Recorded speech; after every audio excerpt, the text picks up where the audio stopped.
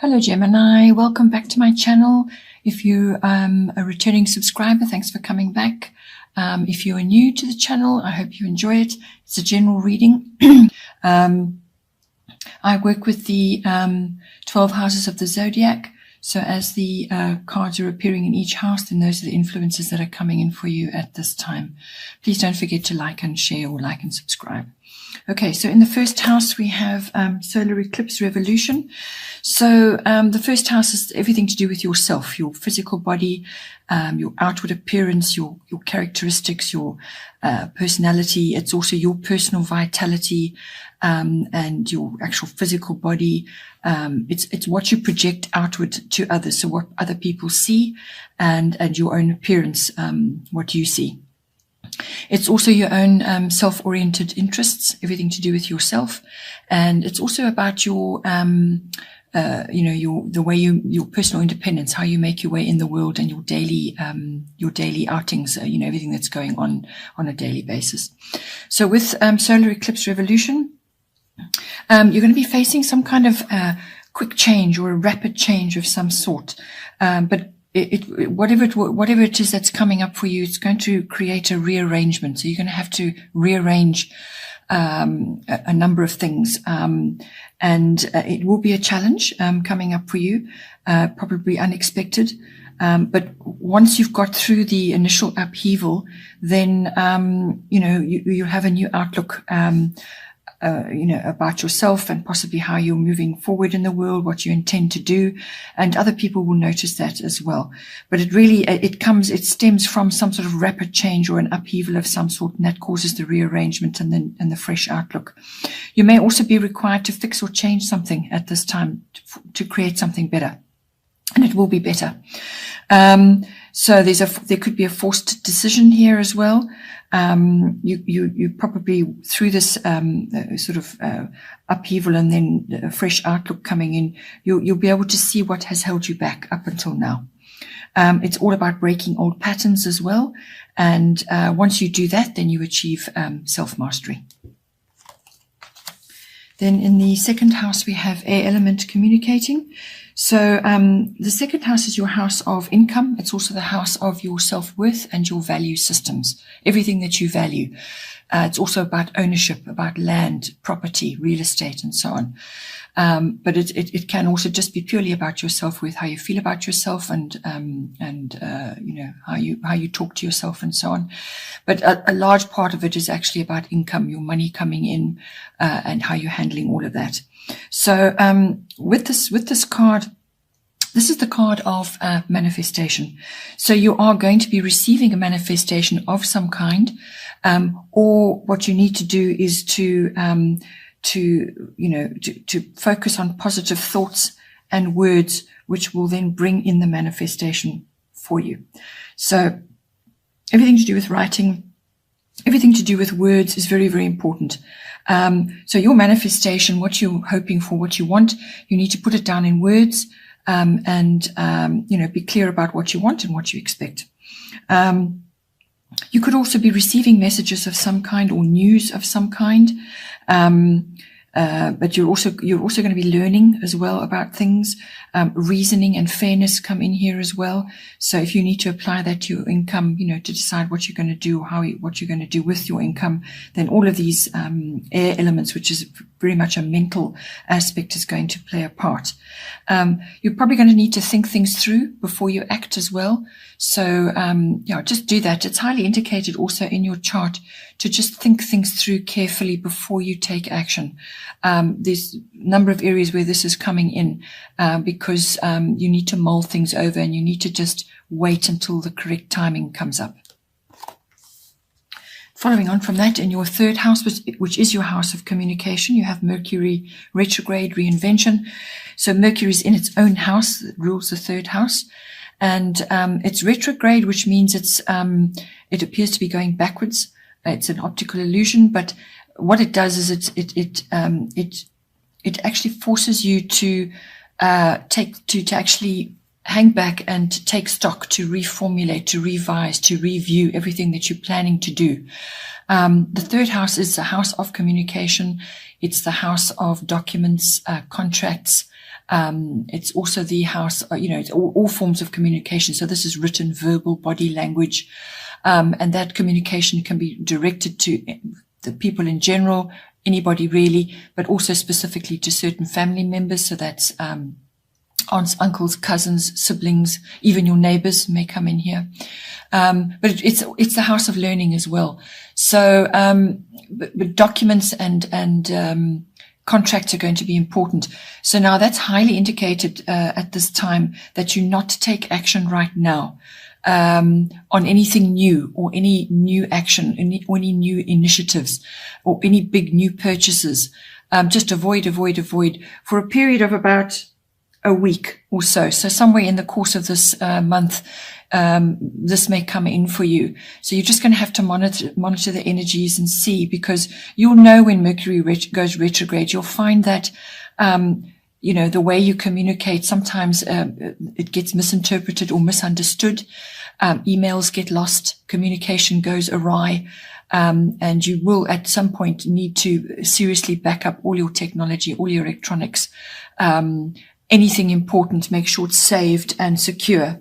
And if you do have to make a big decision about something, try and postpone the actual date until the energies have passed, because it's an unpredictable energy. Things can go wrong. Things get lost. They get misinterpreted, as I said. And you don't want that if you're trying to, to hammer down a big legal contract or something. Or when you want to say something specifically to somebody, it can come across and get the wrong reaction. Also if you're planning any local trips and so on, just be careful. You could be subject to delays. I mean, if you have to go, then you have to go, but something could be changed at the last minute, or there could be a delay.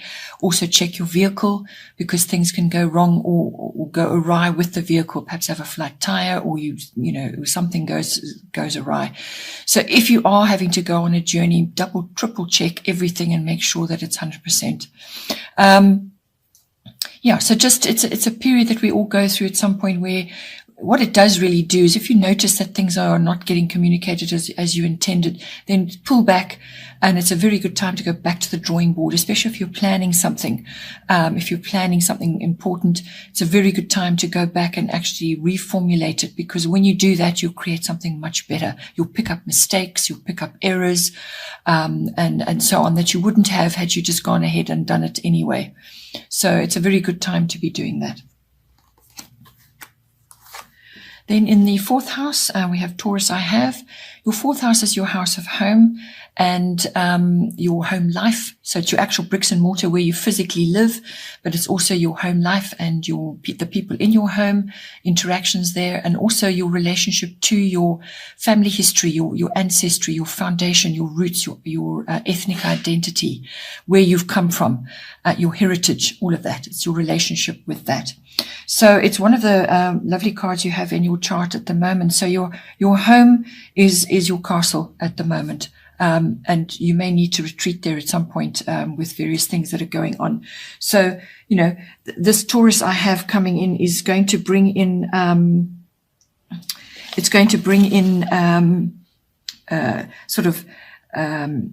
home comforts, things that you love, relaxation, luxuries, sensuality as well.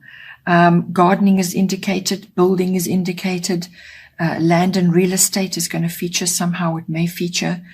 Money matters are going to be important, and it's the accumulation of that. And perhaps you're building something, perhaps you're going to, you want to sort of perhaps redecorate your home, or you're doing something in your home, or you're just building up finances in some way to bring about a change, or to do something in your home, or even to purchase in your home.